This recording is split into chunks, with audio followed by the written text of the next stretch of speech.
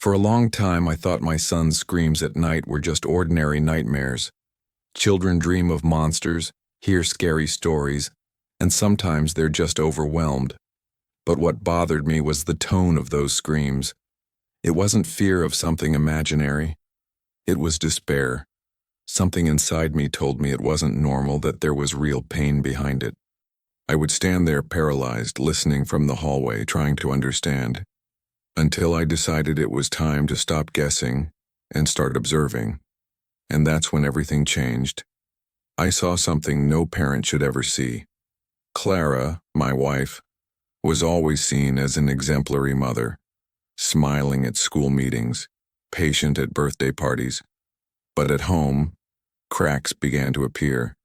Ethan, our son, would become tense around her. He would immediately shut up when she entered the room. He avoided looking her in the eye. I asked if something was wrong, and she said he was just too sensitive, that it was a phase. But I knew it wasn't just that. Something in that house was wrong. And on the night I decided not to sleep, I understood everything. There's no going back after seeing something like that. No matter how well you think you know someone, sometimes evil hides behind what seems perfect. And sometimes it reveals itself in the quietest hours of the night when no one is looking.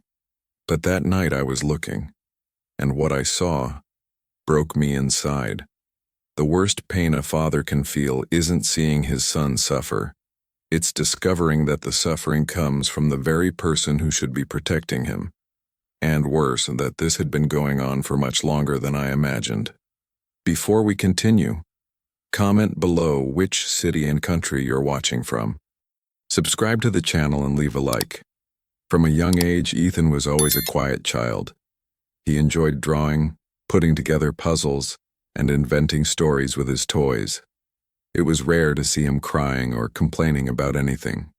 So, when he started waking up screaming in the middle of the night, it caught me completely off guard. At first I thought it was an isolated incident, maybe a nightmare caused by a movie he accidentally saw, or some story he heard at school. But the episodes repeated themselves night after night. The screams always came around 2 in the morning, as if marked by an invisible clock. And strangest of all, he never remembered anything. I asked him several times what was happening. He only said that he had dreamed about bad things. When I tried to understand better, Ethan would look away and change the subject. That's when I started to notice something else. He became especially restless when Clara approached. It wasn't obvious fear, but something more subtle. A tension in his body, a hesitation before answering, a slight tremor in his hands.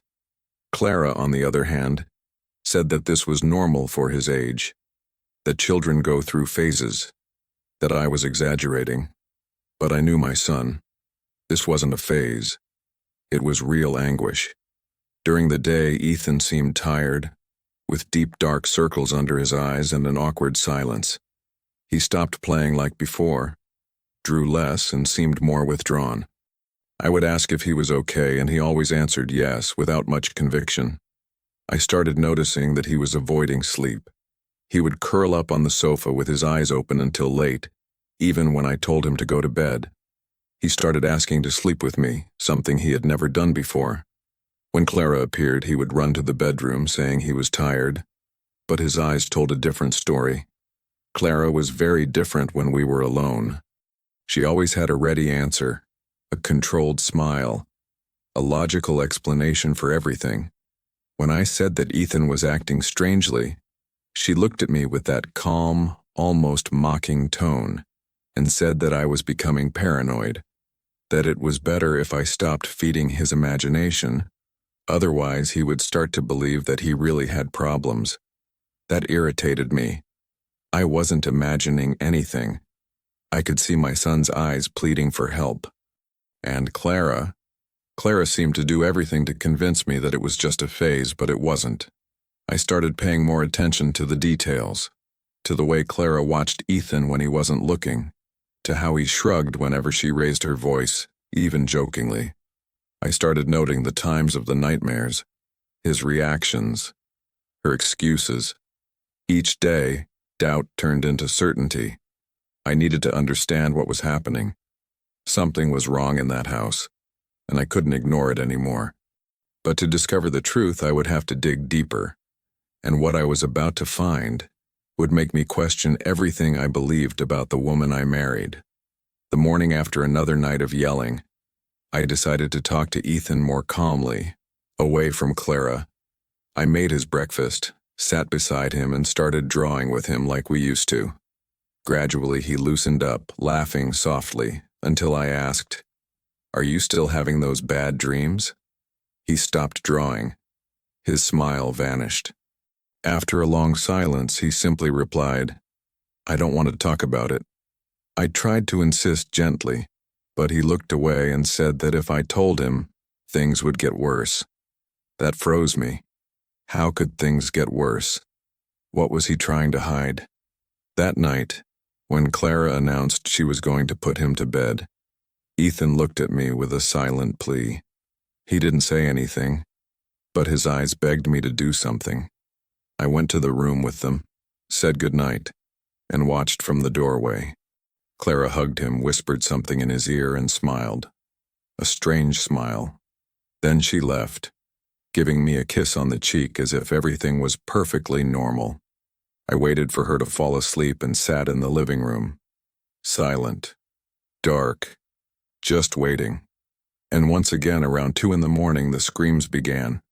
But this time I got up. I went into the room and found Ethan sitting on the bed, trembling. When he saw me, he tried to hold back tears. I hugged him tightly and told him everything was all right, that he could trust me. He didn't say anything, just cried silently in my lap.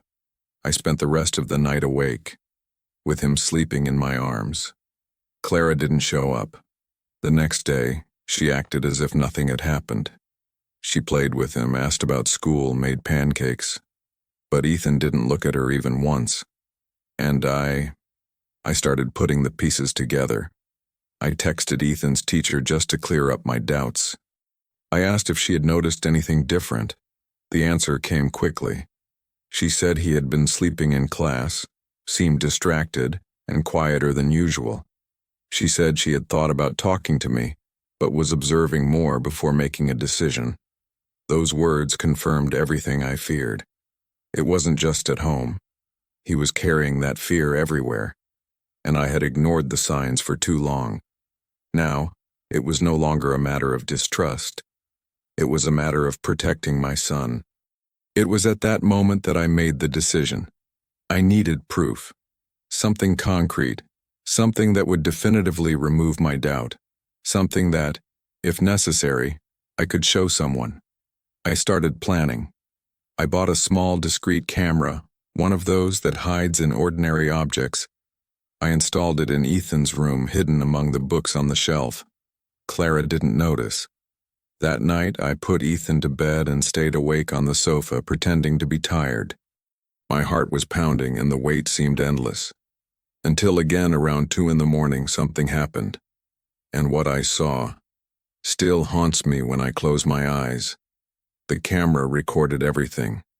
Clara entered the room in absolute silence, as if she were already used to doing it. She was wearing the white robe she always wore before bed, her feet bare, her steps light. She approached Ethan's bed and, instead of kissing him or adjusting the blanket, she gave him a firm nudge on the shoulder. Ethan woke up startled, confused, not understanding what was happening, and that's when she started whispering. The words weren't entirely audible, but some phrases were clear. "Don't tell anyone. If you talk, nobody will believe you. Your father will think you're lying." I froze. She stood there for a few minutes, saying things I could barely process. Ethan tried to turn his face away, but she held his chin with terrifying calmness. Then she left the room as if nothing had happened. I watched it on my laptop monitor, my hands trembling. I couldn't believe what I was seeing. It was like watching a horror movie, but the terror was inside my own house. The woman I married, the mother of my son, was psychologically abusing him in the middle of the night, and I only realized it months later. I spent the rest of the night sleepless, rewatching the video over and over, as if my brain needed repetition to accept that reality. The next morning, I behaved normally. I sat with Clara at breakfast, talked about trivial things, forced a smile, but inside my mind was boiling. I needed to confront her. I needed to understand why. What was she trying to do to our son? When Ethan left for school, I called Clara into the living room and said I wanted to talk. She crossed her arms, stared at me coldly, and said, "Go ahead." The calmness in her voice sent chills down my spine. I showed her the video. Clara watched in silence without looking away. When it ended, she smiled. A lifeless, dry smile, as if it didn't matter at all. Then she crossed her legs and said, "You think you know everything, huh? This is nothing. You don't understand how he works. I'm raising him." My blood ran cold. I asked if she thought it was normal to threaten her own son. She laughed, a short mocking laugh, and said that if I tried to do anything, I would end up losing everything. That nobody would believe me. That I was just an overly emotional man who didn't know how to deal with children. At that moment, I realized who I was really dealing with. Clara wasn't just cold or controlling. She was dangerous, capable of manipulation, of distorting reality, of looking at her own son as if he were an obstacle and not a life to be protected. And worse, she seemed absolutely convinced that none of this would have consequences. But I couldn't let it continue. It didn't matter what she said, it didn't matter who believed me or not. I knew the truth, and I was willing to go to the end to protect my son, even if it meant losing everything. In the following days, I began to act with even more caution. There was no point in confronting Clara again without a solid strategy. I knew she could manipulate the situation at any moment, including trying to separate me from Ethan. So I sought outside help. I scheduled an appointment with a renowned child psychologist in the city, Dr. Henry Klein. I showed him the video, told him everything I had been observing, and asked for guidance on how to proceed. His first reaction was shock. He said that the situation was extremely serious and that Ethan was clearly suffering systematic psychological abuse. The recommendation was clear: protect the boy and initiate legal proceedings. I returned home with my head spinning. Now I had an ally, someone who validated what I saw and felt. But how could I protect Ethan without raising suspicion? I started organizing everything in secret. I began recording schedules, behaviors, nighttime screams, reactions to contact with Clara. I installed more cameras around the house with discreet microphones. I wanted to have enough proof because I knew that in cases like this, the father's word is often questioned. Meanwhile, Clara continued her charade, smiling, making lunch, helping Ethan with his homework. But each day he seemed more withdrawn, and that was killing me inside. Ethan no longer drew. He didn't tell stories. His eyes were always downcast, as if constantly searching for a way out. Even the teacher called, worried. She said he had cried in class for no apparent reason, that his classmates were noticing the difference, that she suspected something, but didn't know exactly what.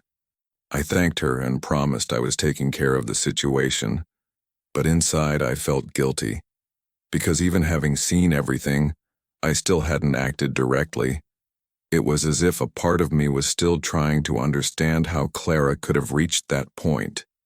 But there was nothing more to understand. There was only what to do. That's when I decided to change my approach. I started spending more time with Ethan, away from Clara. Little by little, he began to open up, not with words, but with gestures.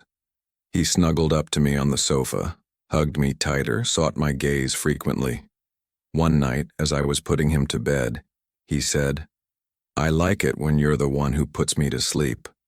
That broke me. I replied that I would always be there for that, every day, every night. And at that moment I realized I could no longer wait for a new test or a new sign. The protection he needed was now. The following morning I stayed awake again. Clara left the room shortly after 1:30. I went downstairs to the living room with my heart in my throat and went straight to the computer. I watched another recording. This time, Clara didn't just threaten Ethan. She shook him by the shoulders, still whispering, but with a contained fury that disgusted me. She told him that if he said anything, she would disappear, and he would never see his father again. Ethan sobbed softly, unable to respond. That was enough. The next day, with all the records in hand, I scheduled another meeting with Dr. Henry and Social Services. Now it was war, and I wasn't going to lose. The meeting with Social Services was tense but essential. I brought all the videos, records, the teacher's messages, and Dr. Henry's preliminary report. They were shocked by the material. They said the case needed to be dealt with urgently, mainly because of Ethan's age and the already visible psychological impact. A social worker named Daniela was assigned to closely monitor the situation. She advised me to maintain as normal a routine as possible while the official investigation began. I wanted to take him out of the house right then and there, but the law required caution. Still, now I was no longer alone. That night, everything seemed normal. On the outside, but inside, every second was a countdown to get Ethan out of that situation. I had dinner with Clara as if nothing was happening, pretended to watch TV with her, smiled when she talked about her weekend plans. Inside, it was like sitting next to an invisible, dangerous enemy. I already knew that soon she would be confronted by other people, that her mask would fall. And yet there was a part of me that still tried to find a trace of regret in her. But Clara never showed it. Not a shred of guilt. 2 days later, the social worker showed up at home.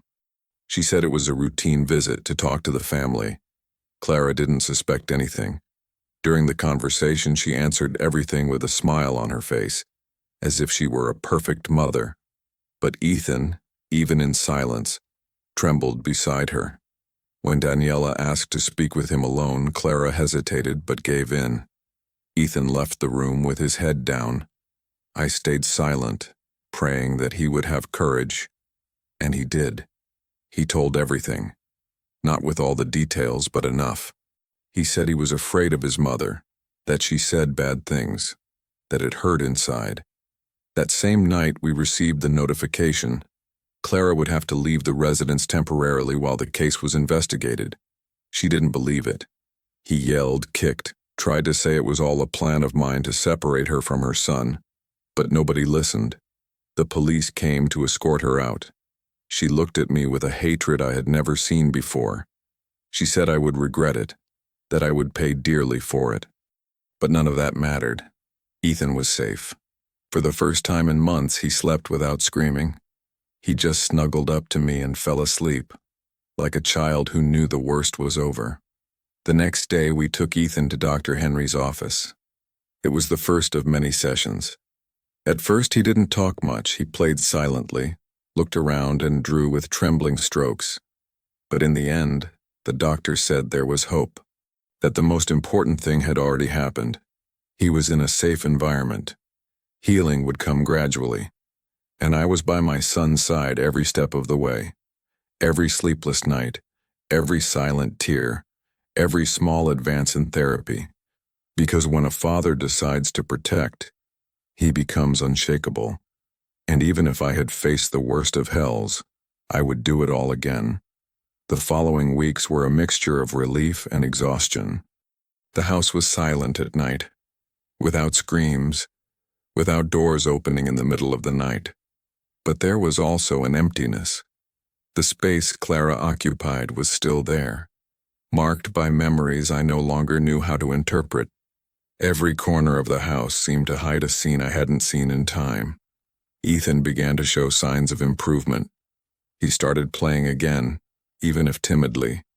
His drawings began to regain color, but there was still fear. Sometimes he would wake up in the middle of the night and ask, "Is she coming back?" And I would say, "Not now, son. Not now." During consultations with Dr. Henry, more details began to emerge. Ethan spoke through drawings, invented stories and characters who were afraid of invisible monsters. Little by little, the pieces fell into place. Clara woke him up almost every night. She used words as weapons. She said he was weak, that he was disappointing the family, that his father only loved him because he didn't yet know the truth. This gnawed at the mind of a 7-year-old child. He lived in constant alert, waiting for the next night, the next attack. There was no rest. And that was why he screamed in his sleep.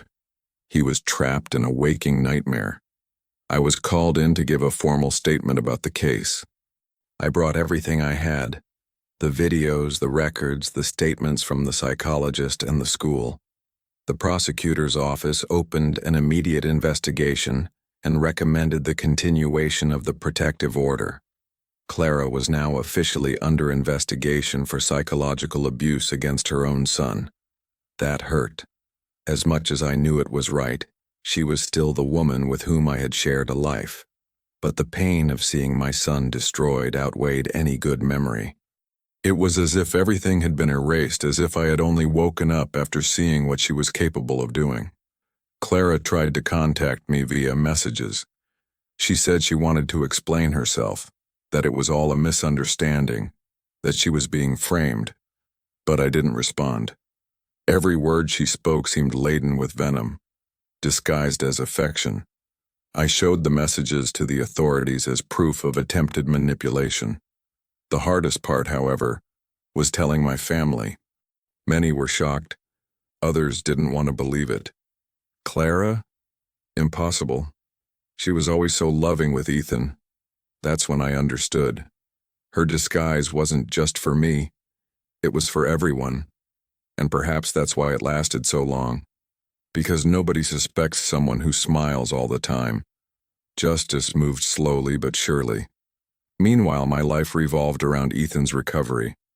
I changed my work schedule, started picking him up from school every day, and we created bedtime rituals. A story, soft music, a glass of water by his bedside. Everything so he would feel in control, that this space was now safe. Little by little, he began to trust more. He started speaking more firmly, playing with other children. One day he drew a shield and said, "This is Daddy." That's when I realized that despite everything he had been through, there was still room to rebuild. Some people have asked me if I regret not noticing sooner. And the truth is, yes. I blamed myself for a long time. I wondered how I, who had always been so close to my son, didn't notice the signs right away. But psychological abuse is insidious. It hides in the details, in the silences, in the small gestures that we think are normal. Clara built a perfect mask. And when I finally managed to see it, it was as if someone had turned on a light in a room that had always been there, but that I never wanted to fully explore. And what I saw was terrifying. Clara faced a preliminary hearing about 2 months after the formal complaint. The prosecution presented the videos, psychological reports, and testimonies. The defense tried to discredit the evidence, saying they were exaggerated interpretations, that I had influenced Ethan against his mother. But the recording in which she threatened the boy was conclusive. Clara was prohibited from approaching Ethan and me. I was granted full temporary custody, and the process would continue until trial. It wasn't a happy victory. There was nothing triumphant about that moment. It was just the cold realization that evil sometimes lies where you least expect it. I started taking Ethan on outdoor activities, picnics in the park, afternoons at the library, movie nights at home with popcorn and blankets. Each week he gave small signs that something inside him was rising again. A louder laugh, a firmer gaze, a curious question. But there were still nights when he woke up scared. At those times I would run to his room and tell him everything was all right, that Mommy couldn't hurt him anymore. And he would hug me tightly, as if that hug was the only thing keeping him going. And maybe it was. Dr. Henry was essential in this process. He said that traumatized children need consistency, continuous security, presence. And that's what I set out to give. Nothing else mattered. Work, friends, routine. My mission was to take care of my son. And at the same time, I needed to take care of myself. I started having individual therapy sessions as well. I needed to understand how I got there, how I let my family be consumed by such silent pain. Guilt still came sometimes. But Dr. Henry taught me something valuable. Guilt is only useful when it moves us to protect ourselves, not to punish ourselves. It was during one of those conversations with my therapist that he told me something I'll never forget. Trauma is like broken glass. You won't be able to glue all the pieces back together, but you can prevent someone from cutting themselves again. And that's exactly what I decided to do. Clara may have left marks on Ethan, but I was going to make sure none of them prevented him from growing, from loving, from trusting. My son wouldn't be defined by what he suffered. He would be defined by what he survived, and by everything that was yet to come, because his story was only just beginning. Months had passed since we last heard from Clara. She tried several legal avenues, but all were denied. The psychological report was conclusive. Living with her posed a direct risk to Ethan's emotional health. The court granted me full custody and suspended any contact between her and our son. It was a relief, not because I wanted to destroy her life, but because finally, Ethan was truly protected. And that, for me, was everything. Even so, the effects of that period continued to echo. There were days when he still slept with the light on, but now there were also mornings with genuine smiles. One night as I put him to bed, Ethan held my hand and asked, "You'll always protect me, right?" I answered without hesitation, "Always, son. Even when you're grown, I'll still be your shield." He smiled, closed his eyes, and fell asleep. No nightmares, no screams. For the first time in a long time, he slept soundly. I stayed there for a while, watching him breathe calmly, and I thought about everything we'd been through. It wasn't just about winning a legal battle or distancing ourselves from someone toxic. It was about rebuilding the sense of home, the sense of affection, and that was a struggle that would continue every day. We started therapy together, sessions where we played, talked about feelings, and created new memories. Dr. Henry always emphasized the importance of allowing Ethan to regain control of his own story, and I followed every piece of advice. The recovery was slow, but visible. Each day he seemed lighter, more confident, more himself. The boy who once hid in silence now asked questions, created stories, laughed loudly. And me? I learned that a father's love goes far beyond presence. It demands courage. Courage to see what no one wants to see. To act when no one else believes. Today when I look back, I don't feel anger. I feel gratitude. Because even in the face of the worst, I had the chance to protect those who mattered most. And that transformed me. Before, I was just a present father.